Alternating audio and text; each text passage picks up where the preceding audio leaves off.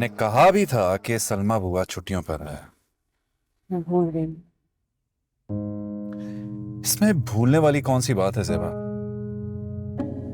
पता है मुझे क्या लगता है कि मेरी किसी बात की अहमियत तुम्हारे सामने नहीं है। की तबीयत कैसी है? क्यों पूछ रही हो? जितनी बेइज्जती तुमने अपने घर में करवाई है मेरी, उसके बाद ये सवाल बिल्कुल बेमायने है। मुझे नहीं लगता कि वो शख्स कभी बदलेगा, और अगर वो कभी बदल भी गया ना तो मुझे लगेगा कि मेरे अल्लाह को मेरी कोई नेकी अच्छी लग गई है। मुझे बताओ, तुम्हारे बाप को गरूर किस बात का है? कौन सा उसने अपनी जिंदगी में इतनी बड़ी इंडस्ट्री खड़ी कर दी है कि मुझे कारोबार करने के तरीके सिखा रहा है? महीनों लगेंगे तो ये होगा, सालों लगेंगे तो ये होगा, दहाइयां लगेगी तो ये होगा। है कौन वो? समझता क्या है वो अपने आप को? और दूसरी तरफ मेरे अब्बा जी हैं। उस इंसान के पास इतनी जायदाद है कि तुम्हारी 7 पुश्ते तक नहीं बना पाएंगे। उन्होंने तो कभी मुझे बिठा के कारोबार करने के तरीके नहीं सिखाए। ये तो मेरी शराफत है जो कि मैं चुपचाप सुनता रहा, वरना दिल तो चाह रहा था कि कहूं रखो अपनी बेटी, जब कोई बहुत बड़ा कारोबारी आदमी आएगा ना उससे शादी कर दो।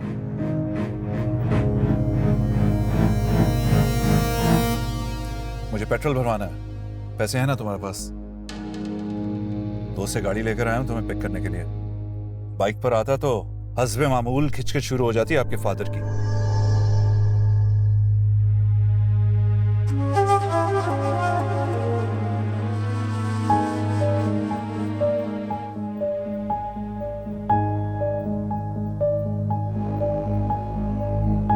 अरे वाह, तो बहुत अच्छा हो गया। एक दो और काम भी थे मुझे। बेटा, ये अपने घर के मसले हैं। अपने माँ बाप को सुनाकर उन्हें क्यों परेशान करती हो? तुम्हें जिस चीज की भी जरूरत हो ना, तुम मुझे कहा करो, जामी को कहा ही ना करो। मैं अगर पूरा ना करूं ना तो फिर कहना। कर लेगा काम जामी, काम का तो कोई मसला है ही नहीं। ये तो सिर्फ वो मेरी वजह से बंधा हुआ है। और फिर देखो कितनी जायदाद है हमारी, वो सारी जामी की ही तो है या जामी के बच्चों की है। फिर तुम्हारे माँ बाप क्यों परेशान होते हैं कि जामी कमाएगा नहीं तो घर बार कैसे चलेगा? ये घर बार देख रही हो ना तुम कैसे चल रहा है? ऐसा चल रहा है कि सारे लोग हसद करते हैं हमसे। छोड़े अब्बा, इनके वाले साहब को बहुत बुरी आदत है, कभी हमारी तरह खुला पैसा देखा नहीं ना, इसलिए। खबरदार, ससुर हैं तुम्हारे, बाप की जगह है, इस तरह नहीं कहते। और चाहे ससुर दामाद की इज्जत उतार के रख दे, आप वहां थे नहीं, आपने देखा नहीं किस तरह की उन्हें बातें की मेरे साथ अब्बा। वो उनका ज़र्फ है, ये हमारा। बेटा, शोहरों की इज्जत बनाना बीवियों का काम है। ये आज जो कुछ हुआ है ना, दोबारा मत हो। जी ठीक है, तुम जाओ, आराम करो, शाबाश।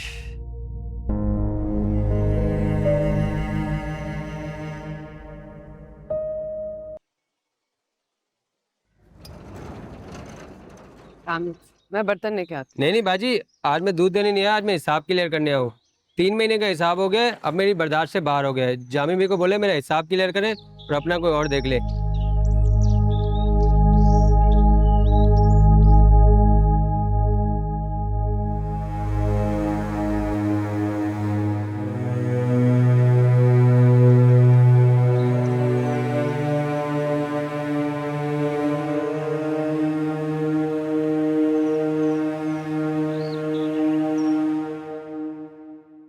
अरे भाई, बाहर कौन है? अब्बा वो दूध वाला आया है बाहर। दूध वाला है तो इतनी घंटियां क्यों बजा रहा है? पैसे मांग रहा है, कह रहा है पिछले 3 महीने से किसी ने पैसे नहीं दिए। 3 महीने के पैसे उधार? ये कैसे हो सकता है? झूठ बोल रहा है वो। जामी कहाँ है? उससे कहो कि जाकर हिसाब करे। जी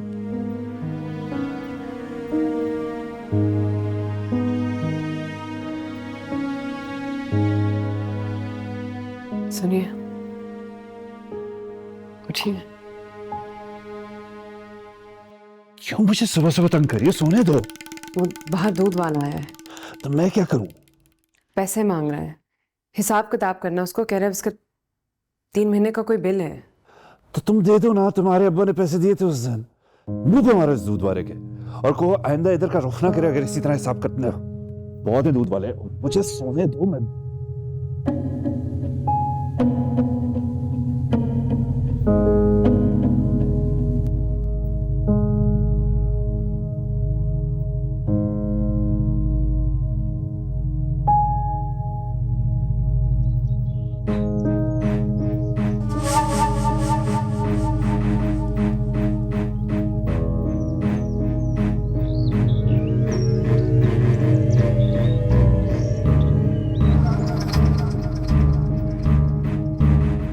शुक्रिया बाजी। बाजी आज के लिए बर्तन ले आए। अच्छा बाजी, वो कल से आप ही दूध लिया करेंगी ना, क्योंकि सलमा बुआ तो चली गई। नहीं, वो छुट्टी पे गई 1 हफ्ते के लिए गाँव, आ जाएंगी वापस। नहीं, वो कह रही थी कि मैं अब नहीं आऊँगी, कि वो कह रही थी सारे ज़माने का काम करा लेते हैं और तनख्वाह देने का नाम ही नहीं लेते जामी भाई। अच्छा, मैं बर्तन लाती हूँ।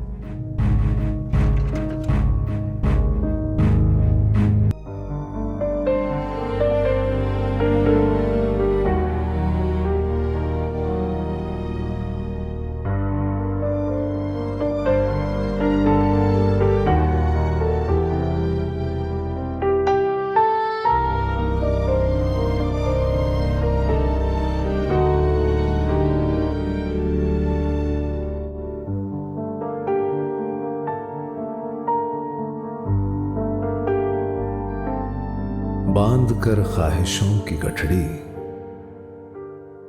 तह लगाकर सब ख्वाबों को, वजूद की हर सिलवट मिटाकर रुमाल में हर गम छुपाकर, बरसों अलमारी में रखा है। किचन के मैले बर्तनों ने, गर्द से अटे पर्दों ने, सीलन ज़दा दीवारों ने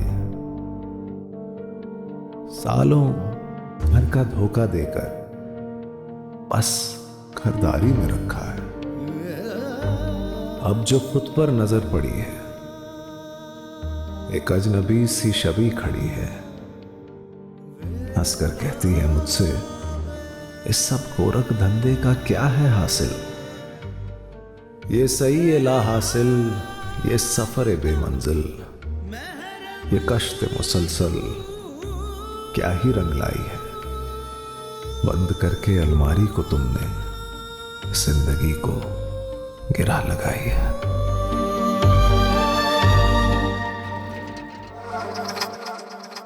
अंदर आने को नहीं कहोगे?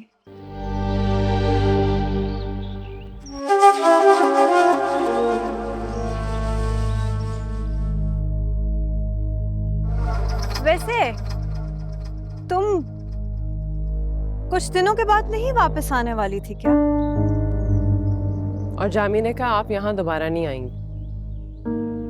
जामी झूठा है, उसकी बातों पर एतबार ना किया करो।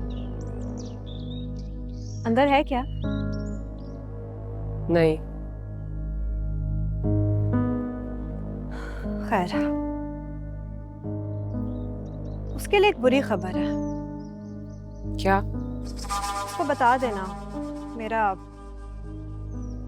मेरा रिश्ता तय हो गया और इसी महीने की 15 तारीख को बारात है मेरी। अच्छा, मुबारक हो। तुम्हें तो बहुत खुशी हो रही होगी ना कि मेरा रिश्ता तय हो गया। मुझे क्यों खुशी होगी? तुम्हारी रकीब जो हूं ना मैं। मगर एक बात याद रखना, मोहब्बत हमेशा जिंदा रहती है।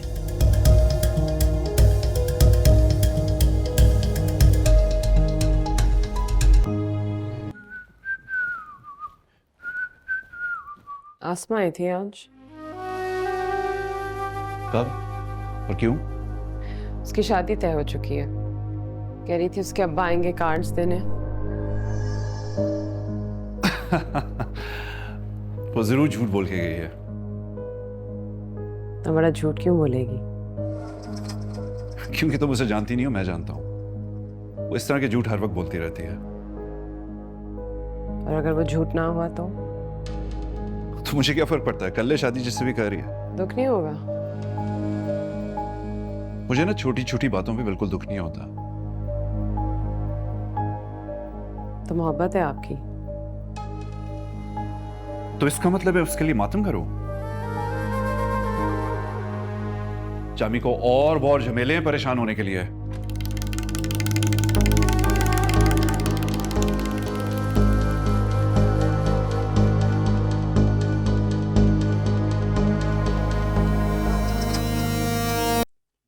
शुक्रिया।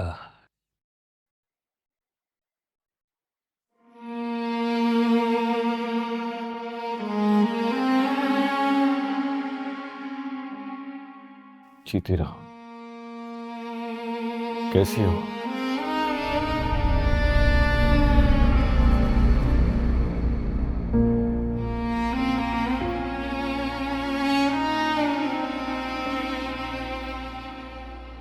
माशाल्लाह, बड़ी खिदमतगुजार बच्ची है आपकी, फर्मा बरदार, बिल्कुल मेरे जामी की तरह।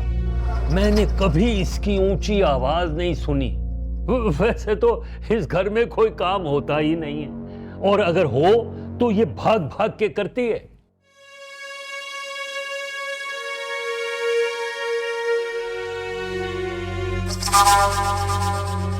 वो ज़ेबा ने बताया नहीं कि आप आ रहे हैं, वरना मैं आपके लिए खाने का इंतजाम कर देता। नहीं यार, इसकी कोई जरूरत नहीं है। मैं वैसे भी बहुत जल्दी में हूं। एक्चुअली मैं ज़ेबा को लेने आया था।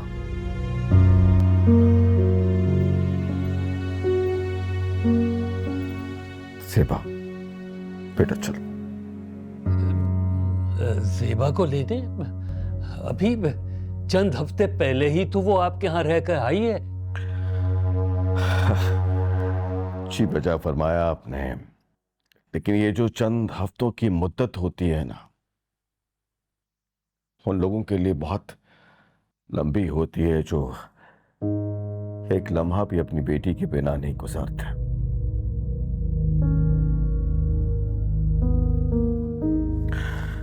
अब मैं बस 2-3 दिन के लिए लेने आया हूं, उसके बाद मैं खुद ज़ेबा को छोड़ जाऊंगा, अगर आपकी इजाजत हो तो। अब आप आ गए हैं तो चले, ठीक है।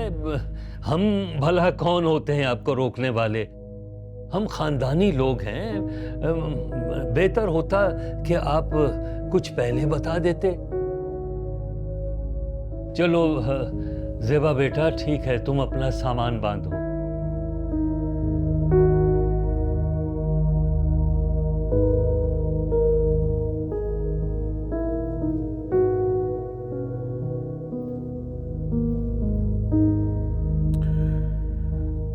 जी तो जामी मियां, क्या बना उस कारोबार का जो आप शुरू करने वाले थे, इंपोर्ट एक्सपोर्ट का? अंकल उस पर काम चल रहा है। वो रईस भाई आ रहे हैं ना पाकिस्तान, वो आएंगे तो फिर हम ऑफिस वगैरह लेंगे और फिर काम शुरू हो जाएगा। अच्छा, इसका मतलब है कि अभी कारोबार शुरू नहीं हुआ। अरे हो जाएगा जवाद साहब, हो ही जाएगा। अब हमने तहैया कर लिया है तो हो ही जाएगा। हम जद्दी पुश्ती कारोबारी लोग हैं, हमें पता है कि कारोबार कैसे होता है। जी अजमल साहब, आपने बचा फरमाया। आप वाकई जद्दी पुश्ती कारोबारी लोग हैं और मुझे इस बात पर रत्ती बराबर शक नहीं है। लेकिन आप ही बताइए, जवान औलाद को यूं फारिग घर बैठाना क्या मुनासिब बात है? अजमल साहब, ये मर्द की जिम्मेदारी होती है कि वो अपनी फैमिली के लिए कमाए, उनकी कफालत करे, उनका कफील बने, ना कि उस मर्द की भाइयों की, उसके वालिद की जिम्मेदारी होती है कि वो उसे पैसे दे और वो उसकी फैमिली की लुक आफ्टर करे। क्या मैं कुछ गलत कह रहा हूं? मुझे समझ नहीं आ रही आप क्या कह रहे हैं। देखिए अशमत साहब, मैं बहुत बुनियादी सी बात कर रहा हूं। मैं ये चाहता हूं कि हमारे जामी मियां जितनी जल्द कारोबार कर लें उतना ही बेहतर है। अब इनकी शादी को काफी महीने गुजर चुके हैं। हम तो समझते थे कि हमारे जामी मियां बहुत अच्छा कमा लेते हैं। तो जामी के पास पैसे तो होते हैं, आपको किसने कह दिया कि इसके पास पैसे नहीं होते? अजमल साहब, पैसे होने और पैसे कमाने में बहुत फर्क होता है। जामी के पास जो पैसे होते हैं या तो आपकी औलाद बाहर से भेजती है या फिर जायदाद के किराए होते हैं। जामी के अपने कमाए हुए कुछ नहीं होते। अंकल वो मेरे ही पैसे होते हैं। मेरी जायदाद के हिस्से से मेरा किराया आता है तो वो मेरे ही पैसे हुए।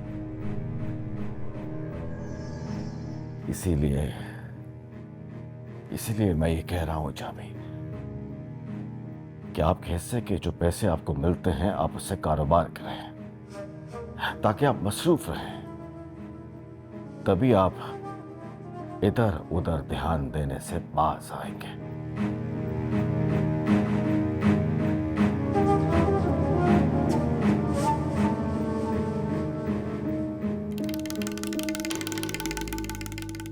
तो फिर अब्बा को कौन देखेगा?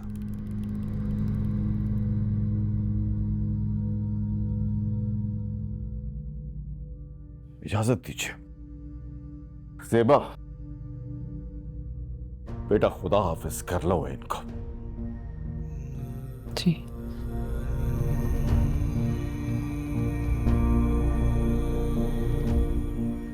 मैं बाहर तुम्हारा इंतजार कर रहा हूं।